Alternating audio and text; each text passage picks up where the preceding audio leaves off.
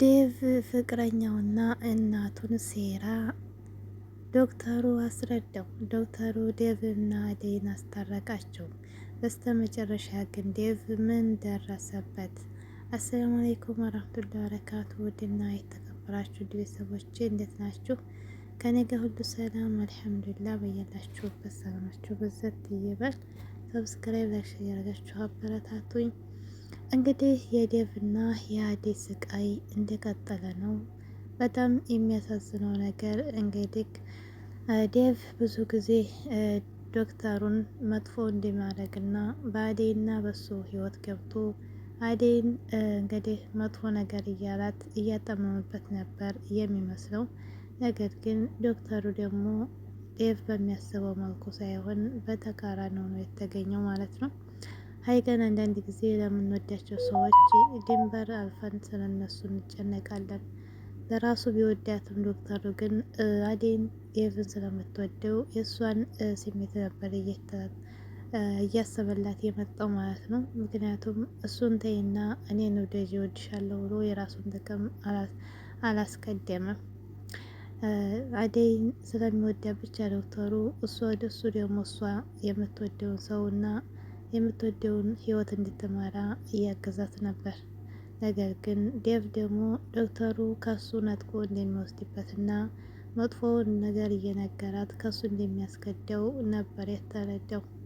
በስተ መጨረሻም ግን እውነት ተደብቃ አትቀርምና ሁሉም ነገር ወጣ። እንግዲህ ዴቭ እናቱና ፍቅረኛው ያሴሩትን ሴራ አደይም ወደ ሆቴል ወስደው እንደዛ አስረው ሲያስጨንቋት ወይም ወደዛ ወጥመድ ማዘጋጃቸውን አያውቅም ነበር። ነገር ግን ያለውን ነገር ዴቭ ቢሰማም አላምን ባለበት ሰዓት ከዳይመንድም ጋር ተደባድቦ ነበር። ዳይመንድም እህቴን ስታስከፋ ካሁን በኋላ ዝም አልልህም፣ ካሁን በኋላ አንተና እኔ ይዋጣልና እያለ ቢደባደቡም በስተመጨረሻ ግን ዶክተሩ ለዴቭ ሁሉን ነገር ያስረዳዋል። ወጥመዱ እንዴት እንዳዘጋጁ ካስረዳው በኋላ ዴቭም ደግሞ ከቤት ይመጣና ፍቅረኛውን ሁለተኛ ዝንዳ ላይ ይሻላል። እንዴት እነሱን ታምናለክ? እናትን አታምነው ወይ? እኔ ምንም አላደረኩም ብትለውም ምንም ሊሰማት አልቻለም። ካሁን በኋላ በአደይና በእኔ ህይወት እንዳትገቢ እናቴና አንቺ ባረጋችሁ ነገር በጣም አዝኛለሁ። አሁን ቀስበሽ ከዚህ ቤት ውጭ ብሎ ከነ ፍቅር ቤት ማስወጣት። የፍቅር እናትም ካልተወደሽ ግዴታ ልወደድ ነው ወይ? በልጆቹ ፍቅር አትግቢ። ጓደኛዬም ይህን ማድረጓን በጣም ተናድጄባታለሁ። አሁን ከቤት ውጭ ብላ አስወጣቻት። ሮማንና አሹን ሰራተኛ እንደሆናችሁ ትኖራላችሁ እንዴ? እናንተ ሰራተኛ ወጥታችሁ ከፍ ያለ ህይወት እንድትኖሩ የሚያደርጋችሁ ገንዘብ ስጣችሁና የኔን ነገር አስተካክሉልኝ አለቻቸው። ምንድን ነው ከሰራተኛ አስወጥቶ ከፍ አድርጎ የሚያኖረን እና ምን ልታረጊ እያስበሽ ነው? ምንድን ነው ስትላት ሮማን ዴቭ እና እኔ እንዳንለያይ አደይና ዴቭ እንዲለያዩ አድርጉልኝ፣ እኔ የፈለጋችሁትን ወጪ እሸፍናለሁ አለቻቸው። አደይና ዴቭ ደግሞ እንዲጋቡ እንጂ እንዲለያዩ እነዚህኞቹ አይፈልጉም። እኛ እንዳንቺ እንዲለያዩ አንፈልግም ብለው እሷንም አስወጧት። በስተመጨረሻ ግን ፍቅር ደግሞ አሁንም የዴቭ ፍቅረኛ ከህይወቱ ስትወጣ ደስ አላት። አሁንም መንገድ ላይ ጠበቃ ፍቅር ደግሞ ያን የተለመደዋን ጥያቄ አሁንም አነሳች። እኔ ስሜት አለ ላንተ፣ አደይም አትሆንህም፣ እንዲሁም ደግሞ እችኛቱም አትሆንህም። እኔ ላንተ ያለኝ ፍቅር አሁንም አለ እና እወድሃለሁ፣ አንድ ላይ እንሆን አለችው። እሱም ደግሞ የተቀየርሽ መስሎኝ እኮ ነው እንጂ አላምንሽም ነበር ብሎ በጥፊ አላት። ፍቅርም እንግዲህ በጣም እያዘነች እና እያለቀሰች ናት። እንዲሁም ደግሞ ዶክተሩ እንግዲህ አደይን የወዳት እንግዲህ በቀን የተለያየ ጊዜ ብትውለት ደስ ይለዋል። ሩታ ደግሞ በጣም ታሳዝናለች። እየባሰባት ሄደ። አንድ ሁለት እያለች ፍቅሩ እየጠናባትና ወደ እሱን እንዳላገኘች በራሷ መቆም እንደማትችል እስከሚሰማት በጣም ተጎድታለች። ሩታ ከዳይመንድ ጋር ሆነው ምሳም ጋብዛችኋለሁ ብሏት አሞኛት ሸወዳት። እሷ ስለ ፍቅር ስታወራው እሱ ግን ፍቅር ውስጥ የለበትም። በስተመጨረሻም ግን ዶክተሩ ከአዴና የዴቭ መታረቅ ሊነግረው ለዳይመንድ ሲሄድ ጥሩ ዜና ይዞ ሄዶ አስደሰተው።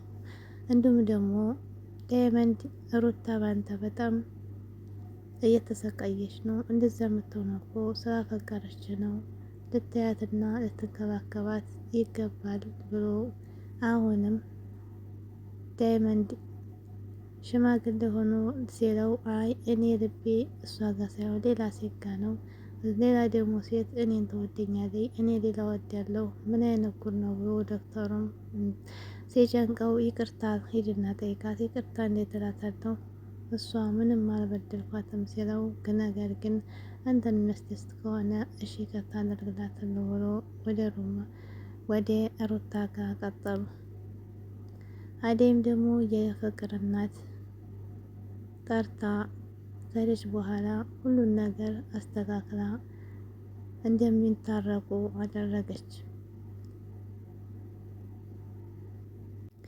አደይ አንቺ እዚህ ቤት ብዙ ጊዜ ኖረሻል፣ አንቺን አቅሻለሁ፣ ንጹህ ባለሽ ጎበዝ ነሽ። ስለዚህ አሁን በኋላ ዴቭ ጋር ትለያዩ፣ ሁሉን ነገር ትተሽ እንዲያቅማችሁ ትሆናላችሁ። እናቱም ሄዳለች፣ ካሁን በኋላ አንቺ ልትከጂው አይገባም ብላ ትምህርት ሰጠቻት። እሷም ደግሞ በጣም ደስ አላት።